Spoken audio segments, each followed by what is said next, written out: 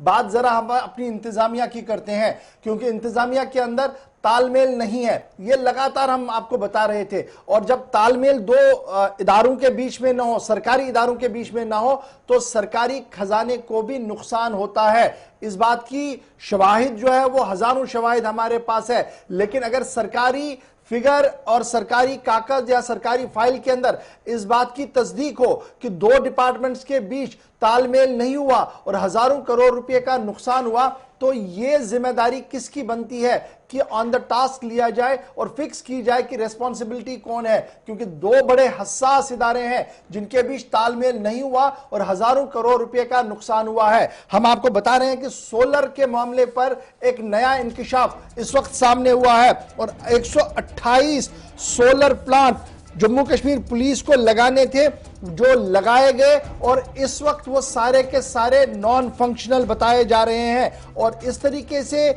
जब 128 solar plant लगाने का मंसूबा सरकार के सामने उन्होंने रखा, मरकज की तरफ से भी मुआवनत मिली, पैसे आए और कुल मिलाकर ये मामला यहां पर चला। लेकिन 128 सोलर प्लांट जम्मू कश्मीर में लगने के फौरन बाद जो है वो फंक्शनल नहीं हुए, और जब ये फंक्शनल नहीं हुए तो मालूम पड़ा कि तकरीबन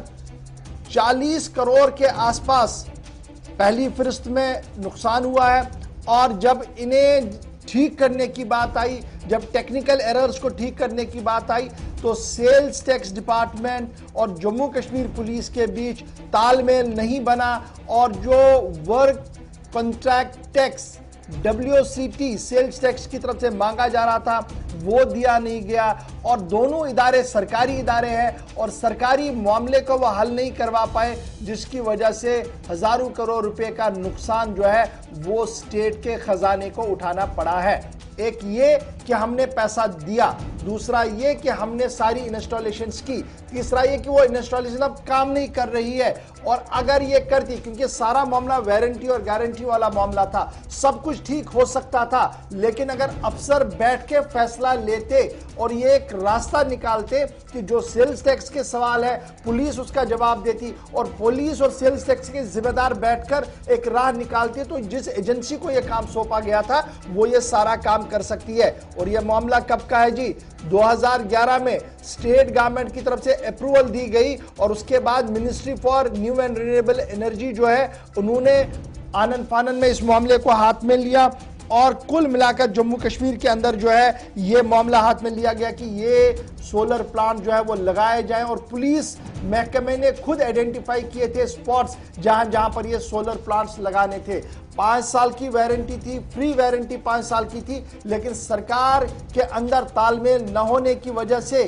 आज तक ये मामला लटका हुआ है और 10 साल से ज्यादा वक्त हो गया है। और जब ये 10 साल से ज्यादा वक्त हो गया है और ये मामला जब कॉम्पिटेंट ऑडिटर जनरल CAG की नोटिस में आया, उन्होंने सेल्स टैक्स पुलिस महकमे से भी कुछ सवाल पूछे, लेकिन सवाल का जवाब कोई दे ऐसा कोई अफसर भी पैदा हुआ है जम्मू कश्मीर के अंदर? ये हम इसलिए आज बता रहे हैं क्योंकि CAG खुद अपने रिपोर्ट के अंदर बता रही है कि मामला जनाब इंतहाई खराब है और लगातार इस मामले को जी आप पूछ नहीं रहे हैं, आप जवाब नहीं दे रहे हैं। और CAG की रिपोर्ट जो 128 नॉन फंक्शनल सोलर प्लांट्स को लेकर थी,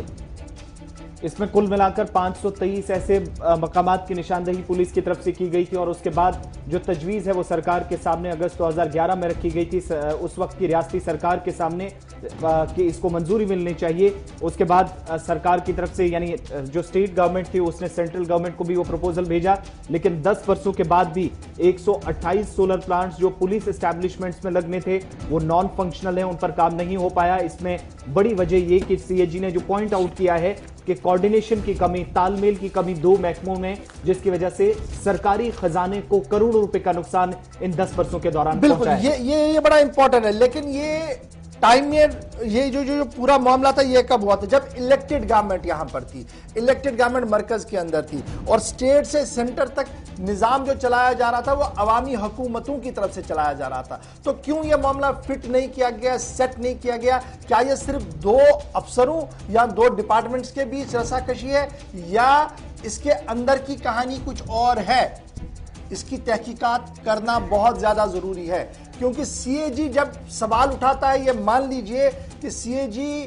पूरे खंगालने के बाद दबे अल्फाज में ही सही लेकिन पूरे खंगालने के बाद बहुत चीजें सामने रखता है। और आज जब ये खबर सामने आई है कि सोलर प्लांटों का मामला जो है ये इंतहाई अहम है और जो लोग ट्रांसपेरेंसी की बातें करते थे उनके टेन्योर में ये मामला हल क्यों नहीं हुआ और ये मामला आज किस एंगल से लिया जाए, आज इसमें तहकीकात की जरूरत है। और मुझे उम्मीद है कि लेफ्टिनेंट गवर्नर साहब इस मामले को देखेंगे कि स्टेट सेल टैक्स डिपार्टमेंट जो हमारा है और पुलिस डिपार्टमेंट की नोटा नोटी जो हुई है 10 साल के अंदर और उस वक्त इंतजामिया के अंदर जो on the top of the affairs थे, पॉलिटिकल लोग थे, उनका कितना रोल है इसमें, ये सारी चीजें अगर इन डेप्थ होती है, इंक्वायरी होती है, तो ये कहानी यहां नहीं मिलेगी आपको, इसके तार कहीं और जुड़ते हुए आपको नजर आएंगे। इसलिए ये स्टेट एक्सचेकर का मामला है, आपका और मेरे टैक्स का मामला है, किस तरीके से नुकसान हो रहा है ये एक मिसाल आपके सामने हमने रख दी है। यहां पर एक मिसाल के साथ नहीं छोड़ेंगे क्योंकि जब सीएजी की रिपोर्ट आती है तो काफी बड़े खुलासे हुए हैं। क्योंकि आज इतवार का दिन है, आपको भी फुर्सत है, इसलिए ये सारी बातें आज हम कर ही देते हैं कि किस तरीके का निजाम हमारे यहां चल रहा है और अकाउंटेबिलिटी के नाम पर किस तरीके का फुकदान है। यानी अकाउंटेबल बने निजाम, इसको कभी बनने ही नहीं दिया गया। क्यों नहीं बनने दिया गया? पॉलिटिकल इंटरफेरेंसेस हमेशा रही हैं और यही वजह कि पॉलिटिकल इंटरफेरेंस की वजह से कभी भी सिस्टम के अंदर जो है वो ट्रांसपेरेंसी आपको दिखी नहीं और खदशात, सवालात, इबाहमात बने और नौजवान भी मुतनफिर हुआ, नौजवान के जहन में भी सवाल उठे और गाहे फिर वो पथराव के लिए चला गया, कहीं और चला गया क्योंकि जब वो मायूस हुआ